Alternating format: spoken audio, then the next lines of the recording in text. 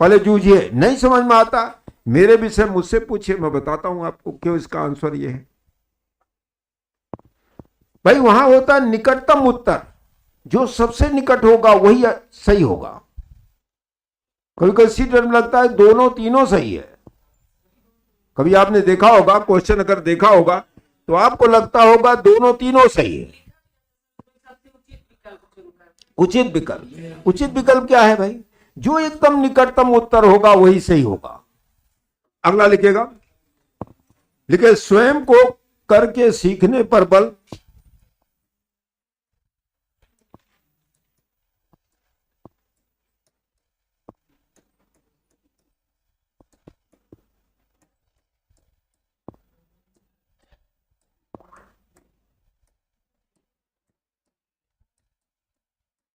वही learning by doing, करके सीखने पर बल। वही बात है, जैसे सक्रिय अन्वेषक होगा तो स्वयं करके सीखेगा। पैराग्राफ थोड़ा चेंज करिएगा, लिखे भारत में भी बाल केंद्रित शिक्षा या प्रगतिशील शिक्षा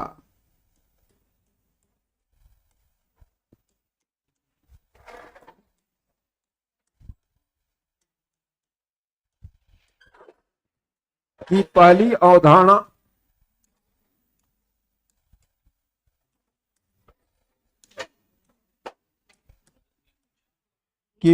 अवधारणा गेजू भाई बधेका ने दिया। इनका नाम सुने होंगे आप लोग।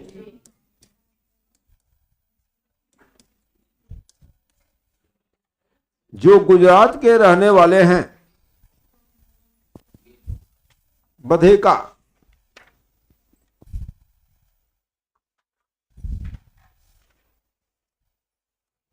जिन्होंने 1920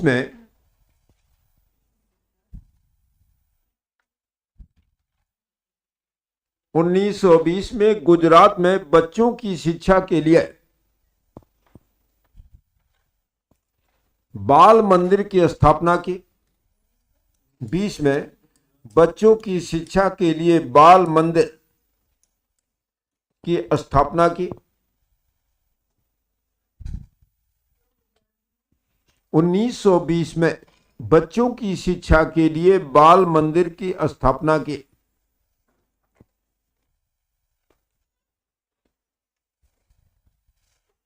इन्होंने गुजराती में दीवा स्वप्न,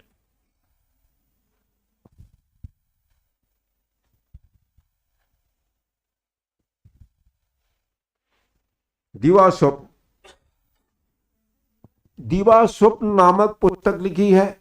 इनकी बहुत चर्चित पुस्तक है, कभी पूछे टेट में पूछता है।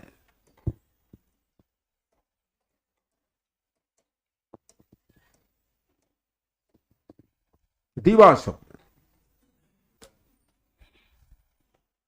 ये भारत में बहुत बड़े शिक्षाविद माने जाते हैं। गेजू भाई बधेका का नाम सुने होंगे आप लोग, सुने नहीं कभी? हाँ, दीवा स्वप्न लिखा होगा। ये भी प्रगतिशील शिक्षा या बाल केंद्रित शिक्षा के समर्थक भारत में। ध्यान रखिएगा, अगर कभी पूछे कि भारत में बाल केंद्रित शिक्षा या प्रगतिशील शिक्षा, देखिए प्रगतिशील शिक्षा वही है जो समय के अनुकूल बालक को शिक्षा के लिए तैयार कर ले। भाई शिक्षा में क्या था? पहले क्या था? रटने पर जोर था। अगर आप वैदिक काल में शिक्षा की बात करेंगे तो पहले जो बच्चा ज्यादा रट लेता था, रट ले उसको कहते थे बड़ा बुद्धिमान लड़का है। लेकिन आज नहीं, आज ये कहा जाता शिक्षा में जो बच्चा जिसकी समझ अच्छी है, अवधारणा अच्छी है, उस बच्चे को अच्छा माना जाता है। ध्यान रखिएगा, तो पहले रटने पर था, आज शिक्षा अवबोध या समझ पर बल देती। ध्यान रखिएगा, दोनों फर्क है, ध्यान रखिएगा। तो इसलिए हमें हमारे यहां वैदिक शिक्षा में था कि रटन ज्ञान पर था, वो वेद रटवा देते थे, समझ पावे ना समझ पावे। आज क्या है? समझ पे बल है। बच्ची की क्षमता या व्यक्तिगत भिन्नता का भी ध्यान रखा जाता है, ये सबसे बड़ी बात है। पढ़ाने के पहले हमें कक्षा कक्ष में व्यक्तिगत भिन्नता की जानकारी होनी चाहिए। गेजू भाई है, केजू भाई कहाँ है? कहाँ केजू भाई है? बड़े ध्यान से मैं लगता हूं उन्हीं देख रही थी कि आप हाँ। देखिए इन्होंने शिक्षा में हाँ 2.5 वर्ष से 6 वर्ष के आयु के बच्चों, इन्होंने शिक्षा में 2.5 वर्ष से लेकर 6 वर्ष के बच्चों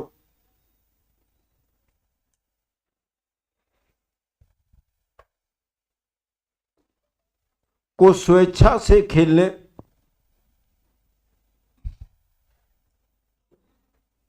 गाने,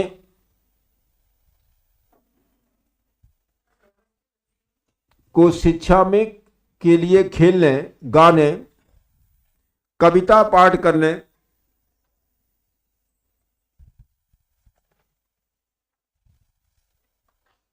कहानी सुनाने,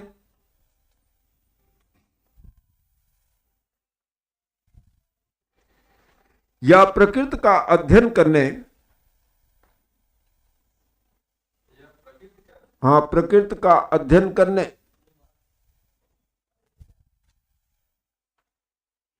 के लिए स्वतंत्र अवसर प्रदान करने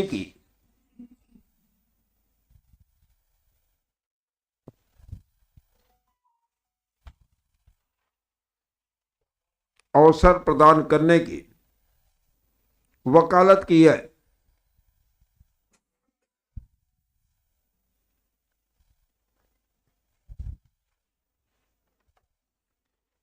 लेकिन इनके बाल केंद्रीय शिक्षा के निम्न उद्देश्य हैं।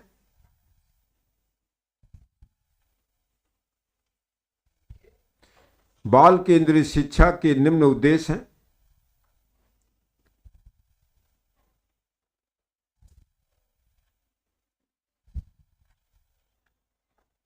बाल लिखेगा, भयमुक्त वातावरण का निर्माण करना,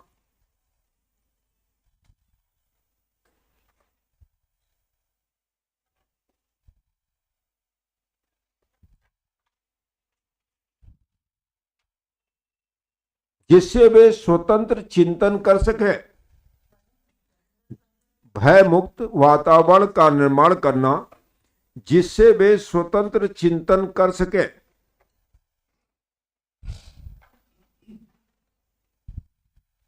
जैसे कहते हैं बच्चों में अगर स्वतंत्र चिंतन होगा तो उससे क्या होगा, प्रगतिशील शिक्षा को बढ़ावा मिलेगा। कोई दबाव नहीं होना चाहिए बच्चों को आप खुला छोड़ दिए वातावरण में, बच्चे स्वयं चिंतन करेंगे और वो सीखेंगे। इसको कहा जाएगा प्रगतिशील शिक्षा, यानी उनकी अपनी अवधारणा होगी। ये बात तो जीन पियाजे भी कहते हैं।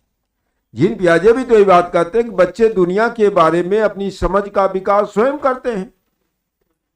अगर उन्हें खोज और करने का अवसर दिया जाए तो विचारों का और निर्माण करते हैं। सीधी सी बात है। ये भी वही बात कर रहे हैं। दूसरा लिखे, बच्चों के साथ सहानुभूत व्यवहार,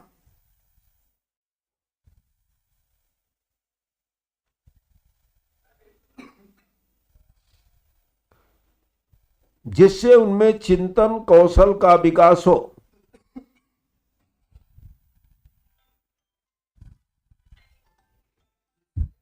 उनमें चिंतन कौशल का विकास हो। चिंतन कौशल का विकास हो।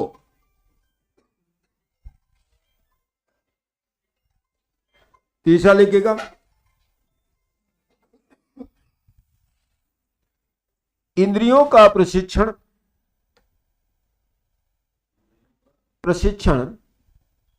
क्रियात्मक कुशलता, इंद्रियों का प्रशिक्षण क्रियात्मक कुशलता, स्व अधिगम पर जोर होना चाहिए।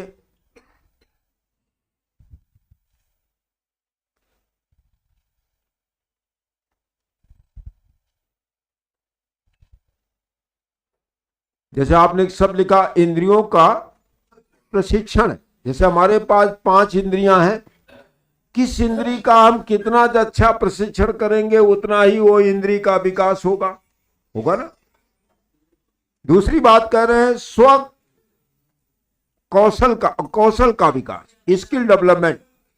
और तीसरा कह रहे हैं स्व अध्ययन, स्वयं का अपना अध्ययन होना चाहिए। इस स्व अध्ययन पर जोर। तो 3 शब्द का ये प्रयोग करते हैं कि ऐसा होना चाहिए बच्चों के साथ। अगला लिखेगा,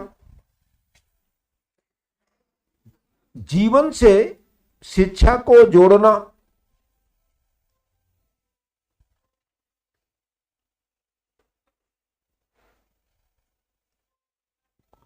और उनके वातावरण से जोड़कर उदाहरण को प्रस्तुत करना,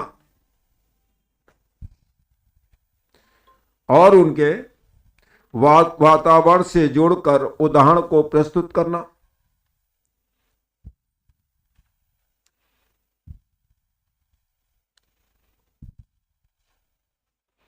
जैसे उस दिन एक बात आपसे जब एनसीएफ कर रहे थे बात, तो एनसीएफ में हमने एक बात कहा था आपसे, कहा था बच्चों को जो भी उदाहरण दिया जाए उनके वातावरण से जोड़कर उदाहरण दिया जाए तो वो जो उदाहरण होगा ज्यादा प्रभावशाली होगा।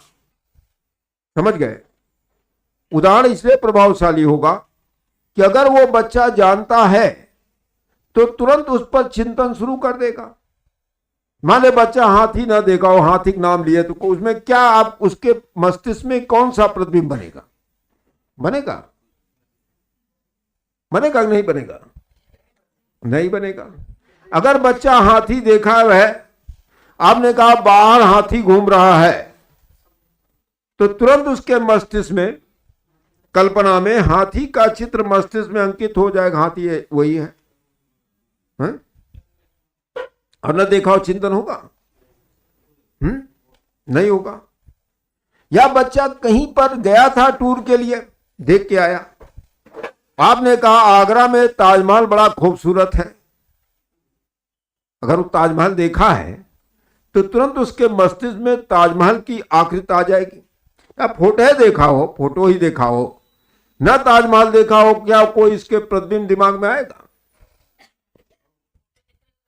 हाँ, फोटो देखा या वास्तविक रूप से देखा हो, और नहीं देखा है तो नहीं आएगा ना। तो ये कहते हैं, यही बात को कहते हैं कि बच्चों को इससे जोड़ा जाए। अगला लिखेगा, बाल केंद्रित शिक्षण विधियां। बाल केंद्रित शिक्षण की विधियां। हाँ,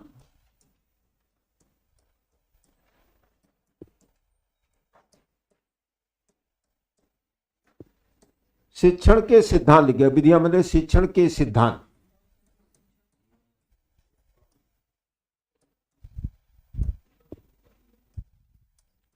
पहला लिखेगा रुचि का सिद्धांत।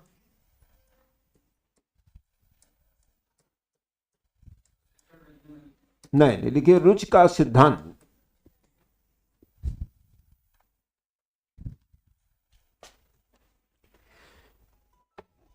लिखिए यह शिक्षण यह मानता है कि यदि विषय वस्तु में रुचि है, यह शिक्षण मानता है कि यदि विषय वस्तु में रुचि है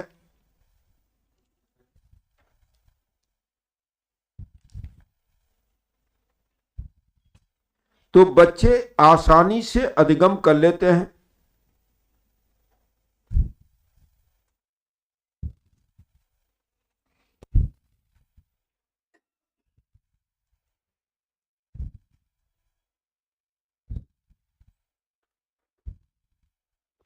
दूसरा लिखेगा अप्रेरणा के सिद्धांत।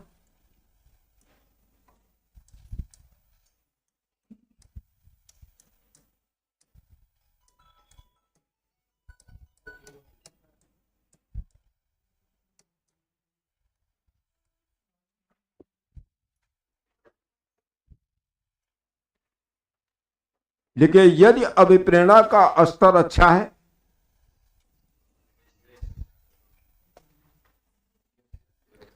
अभिप्रेरणा का स्तर अच्छा है, तो अभिप्रेरित बालक प्रभावी रूप से अधिगम कर सकता है।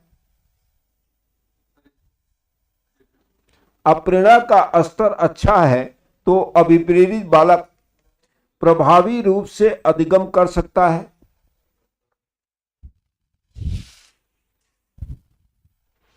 और लक्ष्य को प्राप्त कर सकता है।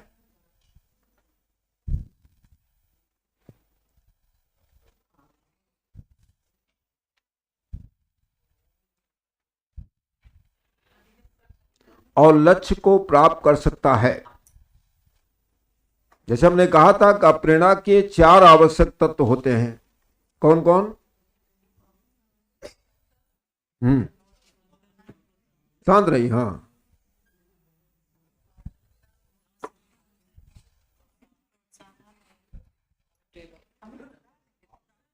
बोलिए। और अभिप्रेरक। और हमने कहा था प्रेरणा जब पढ़ा रहे थे कि प्रेरणा हमेशा लक्ष्यों उन्मुख होती है। कहा था ना? इसका क्या मतलब है? जब मनुष्य लक्ष्य को प्राप्त कर लेता है तो प्रेरणा वही समाप्त हो जाती। ध्यान रखिएगा, इसीलिए हमेशा ध्यान रखिएगा। हाँ, जैसे मैंने उदाहरण भी आपको दिया था कि जिस दिन सीटेड यूपीटेड प्राप्त पास कर गए, आपका लक्ष्य खत्म हो गया। अब आपसे पूछेंगे कि क्या होता है ये जो है बाल केंद्रित शिक्षा या प्रगतिशील शिक्षा, कहे भाड़ में जाए।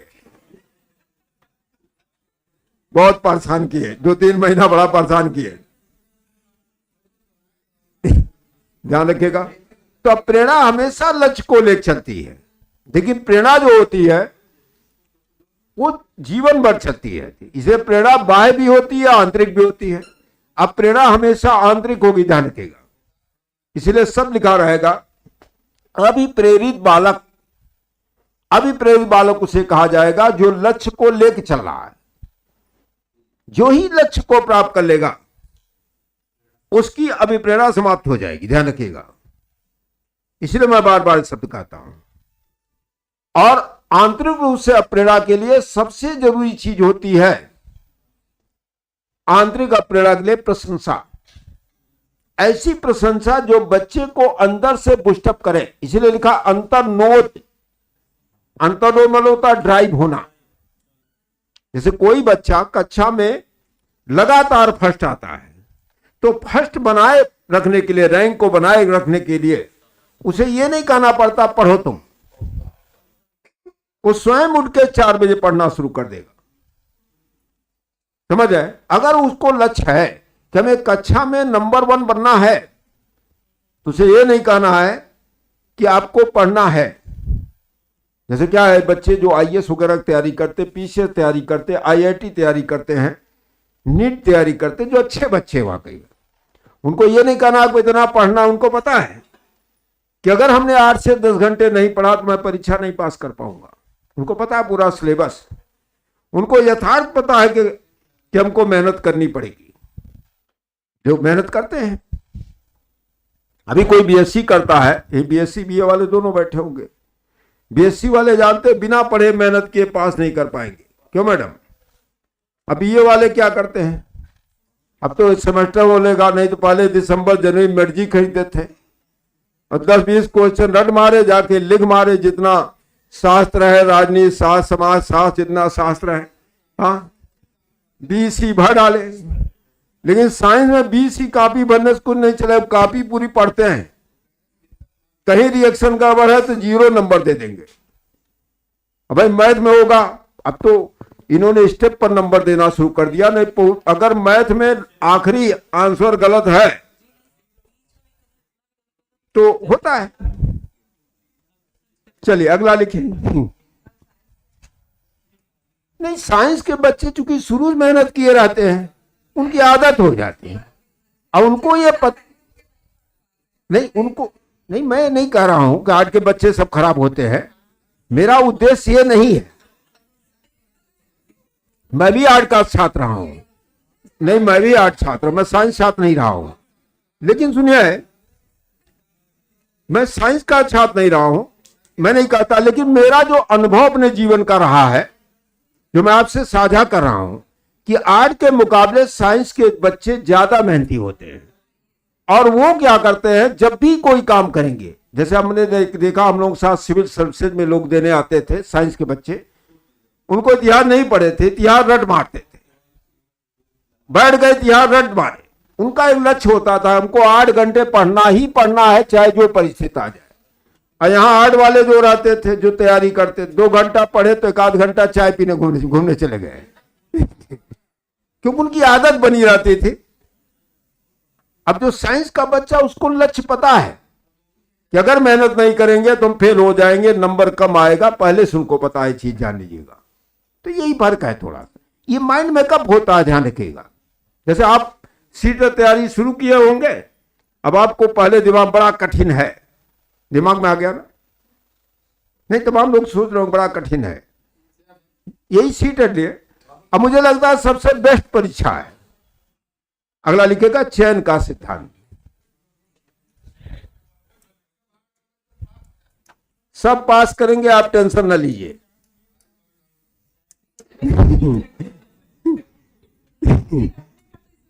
कुछ नहीं रटना है, देखिए चयन का सिद्धांत में कुछ रटना नहीं है।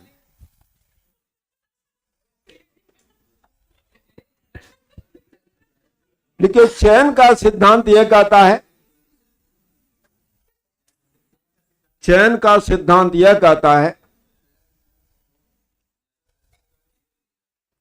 योग्यता के अनुसार विषय वस्तु का चयन किया जाए। चयन का सिद्धांत यह कहता है कि योग्यता के अनुसार विषय वस्तु का चयन किया जाए, के अनुसार विषय वस्तु का चयन किया जाए।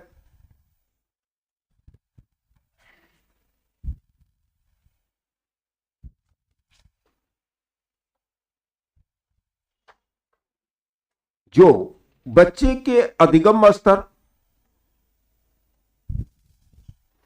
के उन्नयन के लिए कार्य करेगा।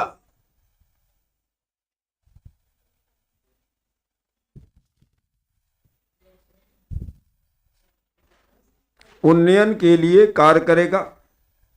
उन्नयन जानते हैं? हाँ, बढ़ाने के लिए कार्य करेगा।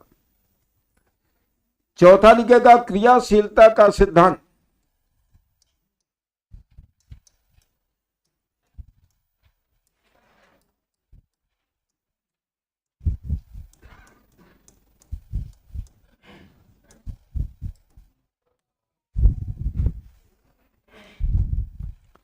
देखिए इस सिद्धांत के अनुसार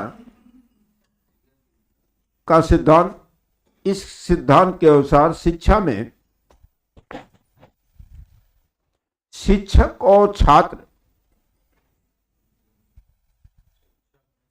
शिक्षा में शिक्षक और छात्र दोनों में क्रियाशीलता होनी चाहिए।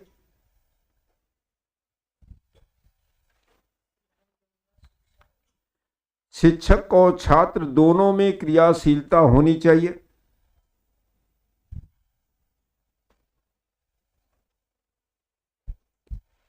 बालक के अधिगम में आने वाली कठिनाइयों को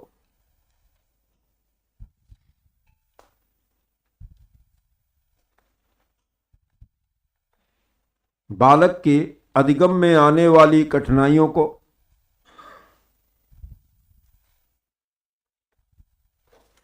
दूर करने के लिए शिक्षक को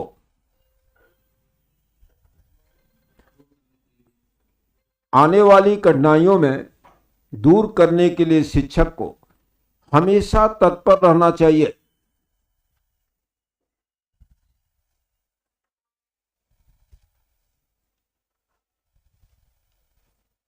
समझ गए बात? अगर पूछे क्रियाशीलता का सिद्धांत बाल केंद्रीय शिक्षण में क्या कहता है, ध्यान रखिएगा, क्योंकि यहां आपकी भूमिका क्या है।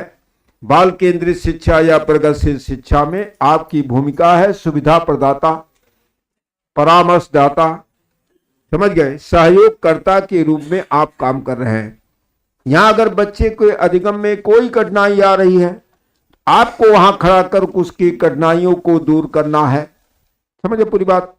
अगला लिखिए लोकतांत्रिक आचरण का सिद्धांत।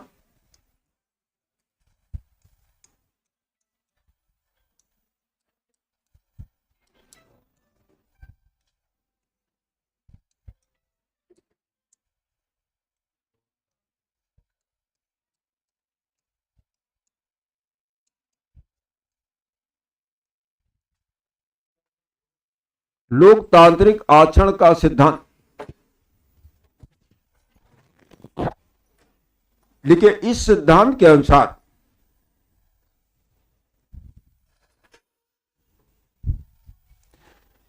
शिक्षक को शिक्षण कार्य के दौरान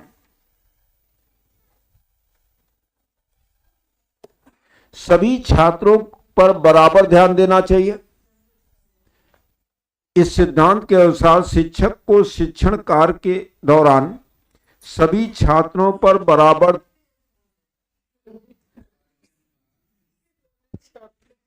इस सिद्धांत के अनुसार शिक्षण कार्य के दौरान शिक्षक को, और धीमे अब बोलेंगे,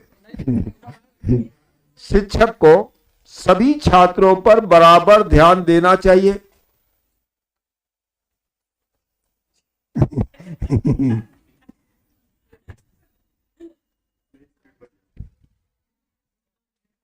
क्योंकि सभी छात्र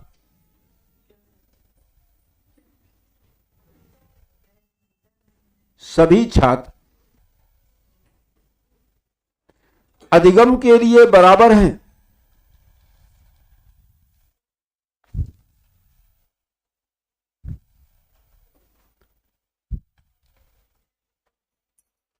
यदि कक्षा में प्रश्न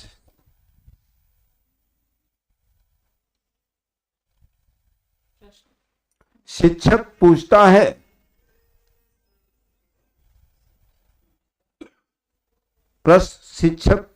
है तो सभी छात्रों को बराबर बराबर बताने का अवसर देना चाहिए।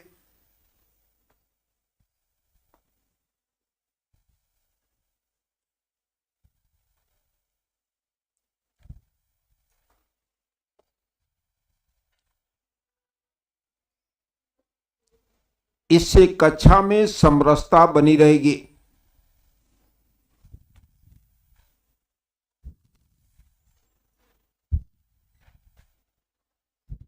बस आज इतना ही। क्वेश्चन पे हम लोग आते हैं। देखिए क्वेश्चन कैसे आए हैं। पढ़ने से ज्यादा क्वेश्चन पे काम करना है। जैसे इन्होंने प्रश्न किया,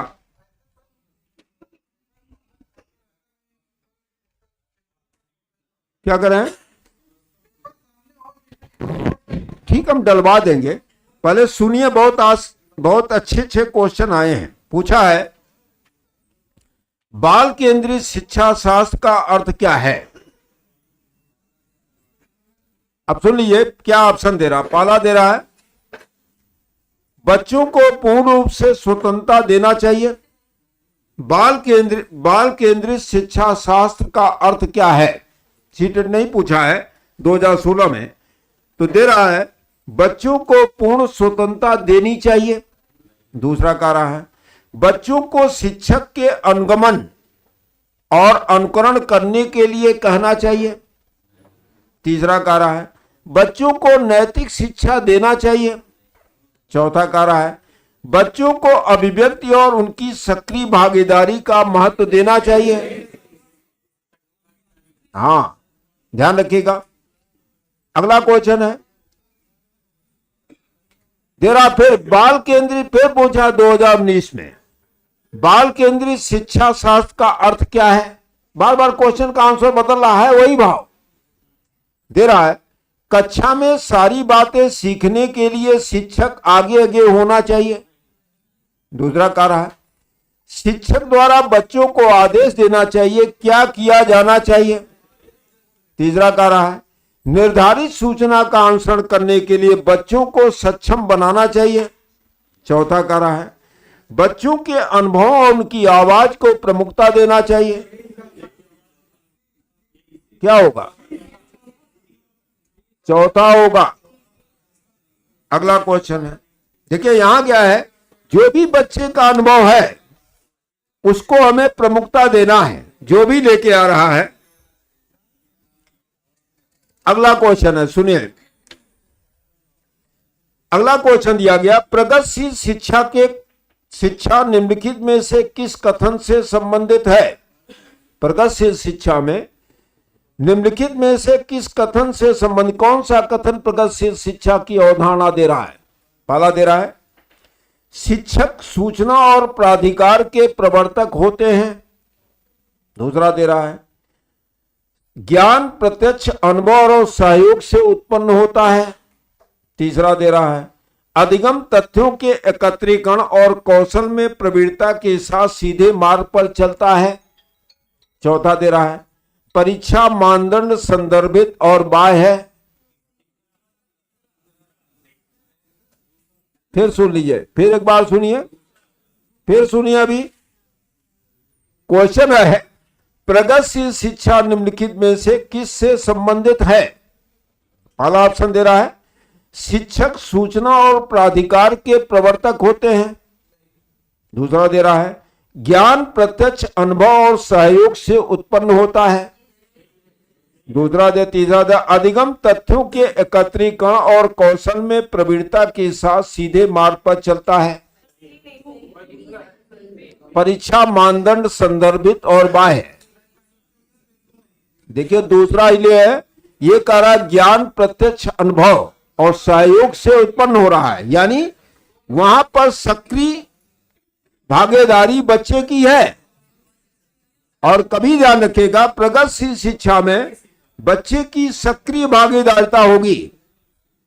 समझ गया बात? अगला क्वेश्चन है, क्वेश्चन फिर है,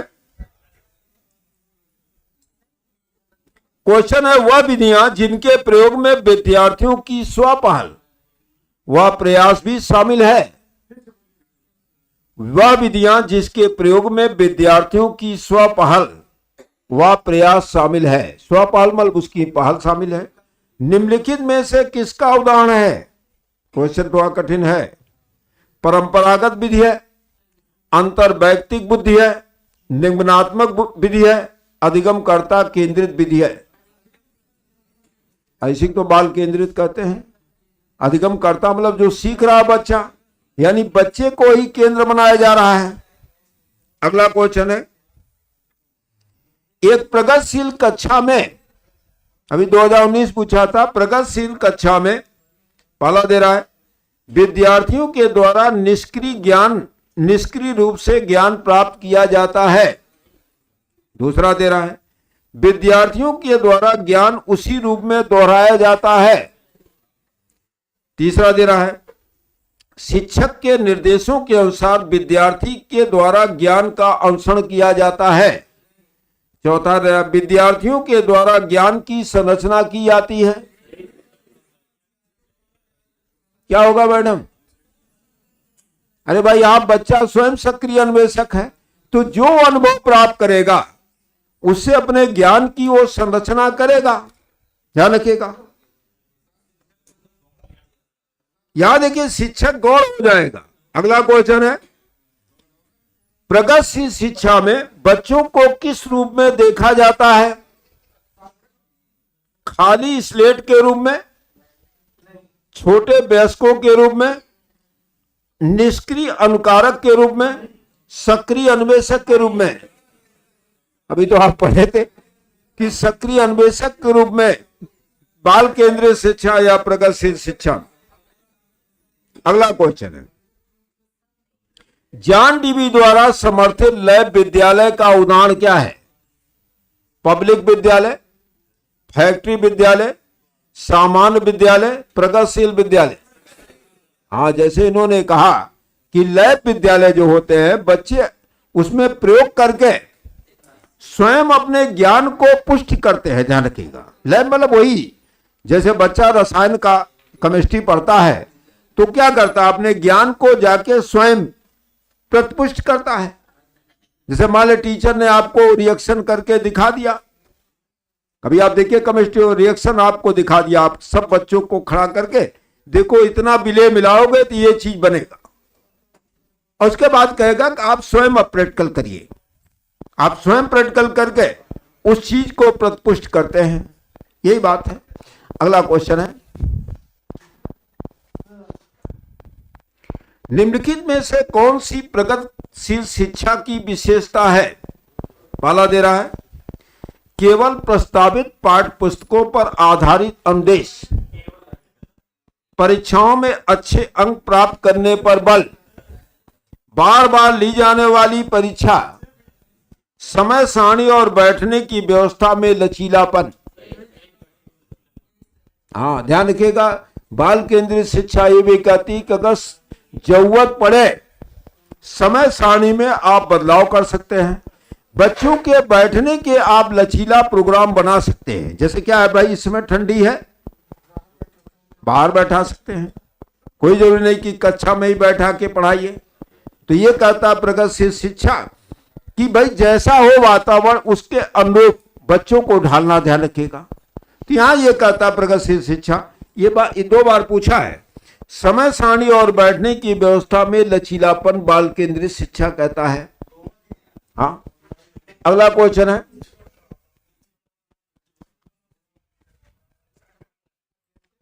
अगला क्वेश्चन है, एक कक्षा में अध्यापिका अपनी शिक्षा शास्त्र व आकलन की विधियों को विद्यार्थियों के व्यक्तिगत जरूरतों के अनुसार परिवर्तित करती है। यह क्या किस प्रकार की शिक्षा है? अध्यापक केंद्रित है, प्रगतिशील शिक्षा है, पाठ्य पुस्तक केंद्रित है, व्यवहारवादी है। प्रगतिशील शिक्षा पढ़ी रहे, इस वजह से आप बोल दिए, नहीं तो नहीं बता पाते इसको। तो प्रगतिशील शिक्षा का ही उदाहरण है भाई। हाँ भाई, वही बात कि प्रगतिशील शिक्षा की बात हो रही है। अगला लिखेगा शैक्षिक मूल्यांकन या मूल्यांकन।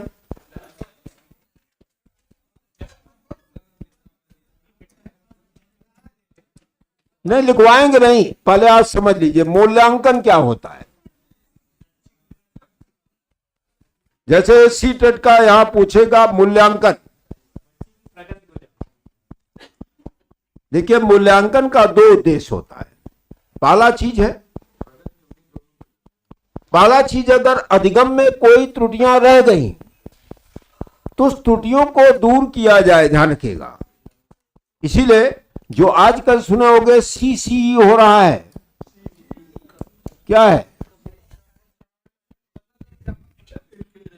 जैसे आपने सुना होगा, एक होता है सतत और व्यापक मूल्यांकन। ये क्या करता है, बच्चे के अधिगम में जो भी कमियां रह गई अगली परीक्षा में इसे दूर किया जाए। जैसे वो सतत व्यापक मूल्यांकन नहीं कहता है, या ऐसी कहते हैं कंप्रिहेंसिव एंड कंटिन्यूअस इवैल्यूएशन। ये कहता है कि पहले परीक्षाओं के माध्यम से, छोटी छोटी परीक्षाओं के माध्यम से हम बच्चे की कमियों को जानें और उसमें सुधार करें। और ये सुधार जब लगातार बना रहेगा तो बच्चे के 2 चीजें होंगी, एक अपव्यय और दूसरा अवरोधन को रोकने में हमें सहायता मिलेगी। एक शब्द है ना, अपव्यय और अवरोधन। क्या है? हाँ?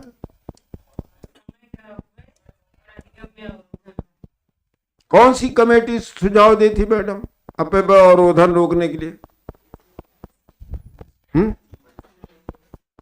आप भी थे, एक दिन बता रहे थे। कौन सी कमेटी थी जिनने अपव्यय और अवरोधन रोकने के लिए सुझाव दिया था? मैं काले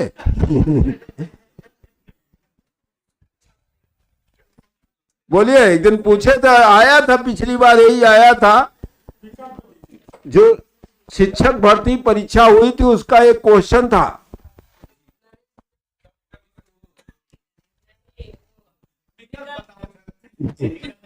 विकल्प भी दे रहे हैं आपको। हंटर आयोग, सुनिए पहले, विकल्प दे रहे थे, क्या थो देंगे कि एक ठो बता देंगे आप। दूसरा हमने कहा वुड डिस्पैच,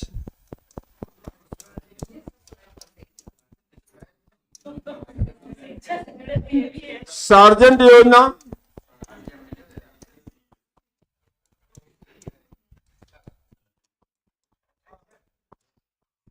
हार्टोंग कमेटी,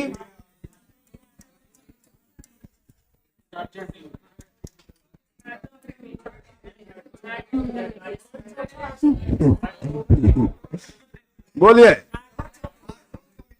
हार्टोंग कमेटी कब बनी थी?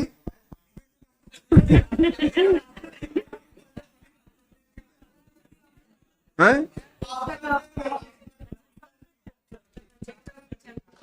हार्टोग कमेटी 1929 बनी थी और यही प्रश्न आया था पहले बार शिक्षक भर्ती परीक्षा में, भारत में कौन सी कमेटी थी जो बच्चों के अपव्यय और अवरोधन रोकने के लिए प्राथमिक स्तर पर सुझाव दिया था। लिखवाए थे वो करिए। हाँ, अपव्यय होता है अगर बच्चा कक्षा में फेल होता है तो उसका समय और पैसा दोनों साल भर का अपव्यय हो गया। अवरोधन का मतलब होता है उसी कक्षा में पुनः रुक जाना। 1929।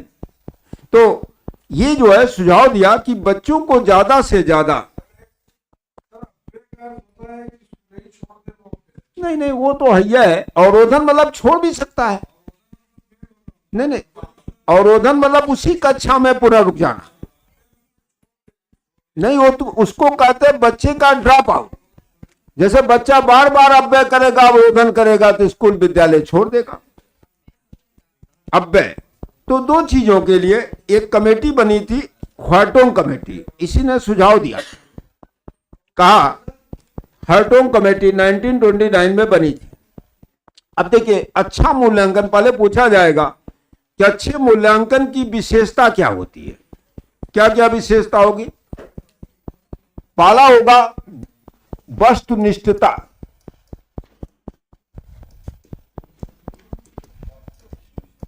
इसका क्या मतलब होता है? हाँ? ऐसे प्रश्न हो जो छोटे हो। जैसे आप देखते हैं आजकल क्या होता है, जो आप ऑब्जेक्टिव टाइप एग्जाम दे रहे हैं, वस्तुनिष्ठ परीक्षा, ये वैज्ञानिक विधि मानी जाती है। जैसे निबंधात्मक प्रश्न है, निबंधात्मक प्रश्न को वैज्ञानिक नहीं मानाता। इसलिए नहीं मानाता, उसके कई उत्तर हो सकते हैं, लेकिन जो आप ऑब्जेक्टिव टाइप एग्जाम देते हैं तो उसमें क्या होगा, एक ही उत्तर होगा। समझे मेरी बात? जैसे अभी कह दिया, कोई भी प्रश्न दे दिया कि भारत की राजधानी दिल्ली क्यों है, क्यों नहीं प्रतापगढ़ है, ये निबंधात्मक प्रश्न है। बताइए, प्रदीप जी बताइए जरा। तो हमने कहा, पूछा भारत की राजधानी क्या है, तो आप सभी लोग कहीं दिल्ली है। लेकिन मैंने प्रश्न किया आपसे कि भारत की राजधानी दिल्ली क्यों है, लखनऊ क्यों नहीं बनाई गई? अब आप इसको गूगल पे भी डाल के सर्च कर लिए, गूगल जवाब नहीं दे पाएगा। क्यों जानते हैं? ऐसे प्रश्न क्या होता है, ये जो है तार्किक चिंतन पे है। अब इसमें जब लिखना होगा तो इसके कई उत्तर होंगे। क्यों? पहला उत्तर होगा, दिल्ली प्राचीन काल से या समय से, काफी समय से भारत की राजधानी रही है और शहर का डेवलपमेंट हो गया। दूसरी चीज, दिल्ली के लिए आज परिवहन सुविधाएं अच्छी हैं। परिवहन सुविधा वो भी डेवलप है। अभी मान ले प्रतापगढ़ बना दे राजधानी, तो क्या दिल्ली वाले आदमी को प्रतापगढ़ पसंद आए क्या? ऐसे भारत में एक बार घटना हुई थी, सुन लीजिए बात। एक बार ऐसे घटना हुई थी भारत में, एक शासक था मोहम्मद बिन तुगलक, वो अपनी राजधानी दिल्ली से दौलताबाद ले चला गया और सबको दिल्ली से हाँक दिया, कहे चलो दौलताबाद। जो लोग गए दौलताबाद, उनको दौलताबाद पसंद नहीं आया। भाई जहां आदमी रह लेता है तो होता क्या, दूसरी चीज की कनेक्टिविटी अच्छी है। दिल्ली लगभग भारत के मध्य में भी है, ध्यान रखिएगा, मध्य में भी है। हाँ, तो वहां डेवलपमेंट की वजह से भारत की राजधानी दिल्ली है। लेकिन अभी भारत सरकार राजधानी परिवर्तन करना चाहे तो वो सिर्फ ये घोषणा कर दे फला जो है शहर राजधानी होगा, किसी को जबरन वहां से ना भेजे। धीरे धीरे लोग उस शहर में स्वयं आकर जो है शिफ्ट होना शुरू हो जाएंगे और शहर का डेवलपमेंट हो जाएगा। कोई भी शहर एकाएक तो डेवलप होता नहीं, समझे बात? तो इसीलिए भारत की कैपिटल दिल्ली बनाई गई है। तो इसके कई उत्तर होंगे, ध्यान रखिएगा। अब ये कहते हैं अच्छा मूल्यांकन वो होता है जिसमें वस्तुनिष्ठता हो, यानी उसका जो आंसर हो वो संक्षिप्त हो, ध्यान रखिएगा। दूसरी चीज है वैधता हो। वैधता, एक शब्द आएगा वैधता। अच्छे मूल्यांकन के लिए वैधता होनी चाहिए, वस्तुनिष्ठता होना चाहिए। तीसरा आएगा विश्वसनीयता होनी चाहिए। ये तीनों शब्द याद रखिएगा, सीटेट पूछता, लेकिन इसमें सबसे महत्वपूर्ण होती वैधता। इसमें अगर पूछेगा अच्छे मूल्यांकन की सबसे महत्वपूर्ण विशेषता, पहले है वैधता, दूसरे वो होगा वस्तुनिष्ठता, तीसरा होगा विश्वसनीयता। वैधता का मतलब होता है उसको हम कई बार परखें, उसका उत्तर एक ही होगा, ध्यान रखिएगा। तो दे देता है अच्छा मूल्यांकन की विशेषताएं क्या। मूल्यांकन इस उद्देश्य किया जाता है अधिगम में कोई त्रुटि रह गई तो उस त्रुटि को दूर किया जाए।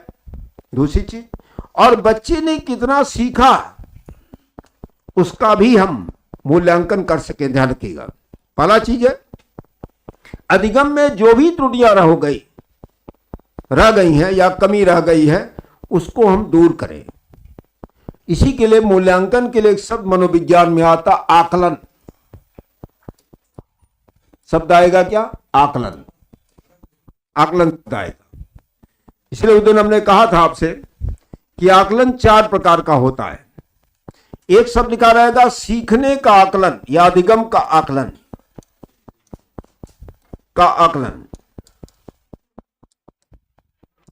आकलन सीखने का आकलन क्या कहता है? जो बच्चा सीख रहा है, मैडम सुनिए, आप लोग लिख लेते तुरंत, पहले सुन लीजिए, लिखवा देंगे सब चीजें। जो बच्चा सीखा है, जैसे आपने अब तक जो पढ़ा, हम उतना टेस्ट करा रहे हैं, तो ये हो जाएगा सीखने का आकलन। ध्यान रखिएगा, ये वार्षिक परीक्षाओं के द्वारा या जितना पढ़ाया गया आपका सीखने का आकलन है। दूसरा शब्द आएगा सीखने के लिए आकलन। के लिए आकलन, यहां क्या है? जब आप सीख रहे हैं कोई चीज को, उसमें कोई कमी रह गई, उस कमी को दूर कर सकें। जैसे उस दिन हमने कहा था कि बावर्ची खाना बना रहा है और खाना बनाने के दौरान वो चखता है। ये सीखने के लिए आकलन है, ध्यान रखिएगा। यह लिखा रहेगा अधिगम के लिए आकलन है। क्यों? मान ले बावर्ची खाना बना रहा था, उसमें नमक कम था, मसाला कम था, तो मात्रा को बढ़ा सकता है। यह हो जाएगा सीखने के लिए आकलन। तीसरा हो जाएगा इसी पर विद्यालय आधारित आकलन। इसमें सारे संपूर्ण कार्यक्रम पाठचर्या आ जाएगी। एक हो जाएगा सतत व्यापक मूल्यांकन।